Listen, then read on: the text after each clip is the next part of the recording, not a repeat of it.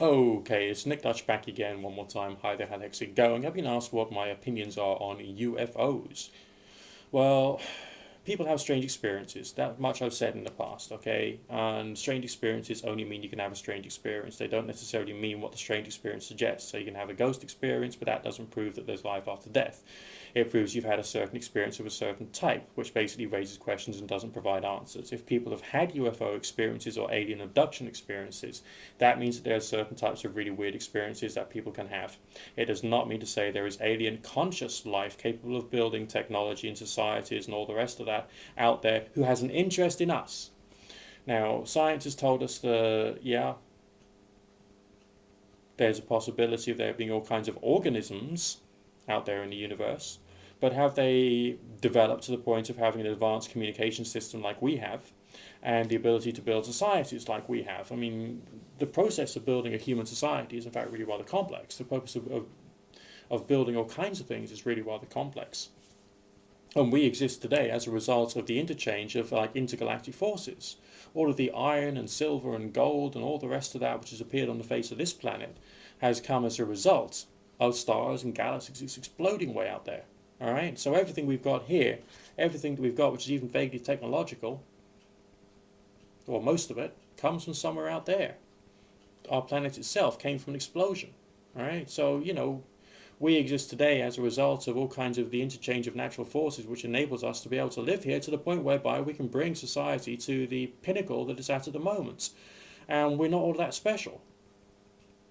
Right? We're not all that special. Look what we've done to our planet and our economy, for crying out loud sake. In some respects, we're a very pitiful species. I mean, if there are advanced societies way, way, way out there, I mean, why would they want to trouble themselves with coming down to see us, for crying out loud sake?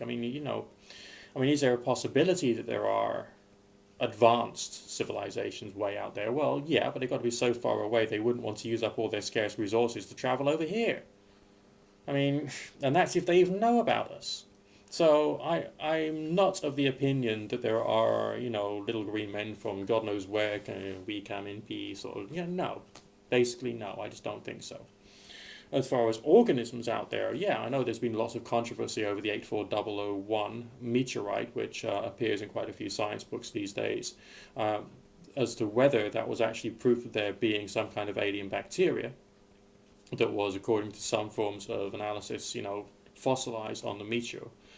But then there was other people who were saying that the scanning electron microscope technology they used in those days actually required a thin layer of gold over the sample, and that could have easily created a distortion which could be interpreted as being fossilized bacteria when essentially it wasn't there. So there's different opinions, and I don't really know either way.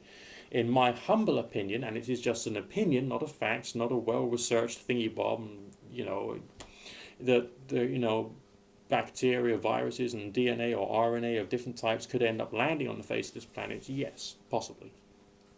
And there's all that stuff about the strange jelly which appears occasionally after a meteorite storm. And so there's lots of questions which have to be answered, but we don't know enough. All right, so we can't really say enough about the space jelly or what meteorites actually do when they enter our atmosphere, and there's lots of questions about that. But that's also digressing away from the point of UFOs. Basically, the answer there is no. But if there are strange experiences which occur, then it proves that strange experiences do happen. Now we can move on to the more spiritualist aspects of the whole debate, namely, do I personally think that there is some kind of blobs of consciousness around and about which occasionally manifest themselves to our senses in some altered states of consciousness as either a ghost or an angel or a spirit or a demon or whatever? Yeah, I think that that's quite probable, actually. So could in ancient times people have interpreted these things as being trolls or fairies or whatever, and in these days, because of popular culture, people interpret them as being grey aliens? Then maybe. It's a question, it's not an answer, okay? And I know that some people have turned ufology into a religion. I mean, ufology is a spiritual path for some people. And there's a whole sort of like Judeo-Christian-esque theological perspective about self-development and about the aliens and all kinds of weird stuff, which I think is a bit far out in my humble opinion. I mean, some people out there think I'm far out, yeah, but these people are a little more left field than myself, shall we say. Uh, and But the bottom line is, so what? If someone wants to believe that, and it doesn't do them any harm, and they can carry on living a healthy, happy family life, and they can carry on building their careers, and carry on saving up for their pension and their investments and all the rest of that, and they're not too much of a nuisance to their society, and to the most part they're well integrated with society, then fine, let them have it. I don't really care. I probably still would look at them a bit weird, and probably try and avoid them because I'd be a bit creeped out by them, but that's just up to me. That's the way I am.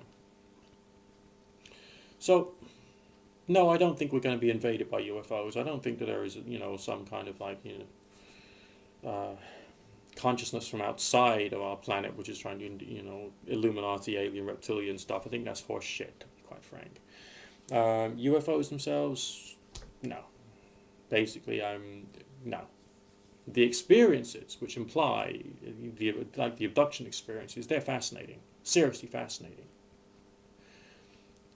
But do they necessarily prove the thing that they suggest? All right, to which I would say no. They raise questions, but they can't provide enough answers because we don't have enough answers.